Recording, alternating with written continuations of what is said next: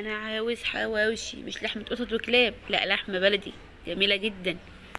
النهاردة هنعمل حواوشي في بيتي، 5 دقايق بالظبط، احلى غدا واسرع غدا. تعالوا نشوف هنعمله ازاي. هنجيب لحمة، عندنا ربع كيلو لحمة حلوة قوي، وبصلة كبيرة خالص، وتوم مقشر، وتوابل. عندنا فلفل اسود، كمون، كزبرة، كركم، وتوابل اللحمة، وكمان حبة خضرة حلوة قوي قليلة كده، تدي طعم ونكهة جميلة قوي. وهنشوف مع بعض. على الكبة بسرعة هنضربهم كله مع بعضه. خلاص ضربناهم في الكبة. هتحطي بقى السمنة او الدهن اللي انت بتحبيه، وهنسويها على النار شوية. انا مش بحبها نية، لان انا ولادي بيحبوا.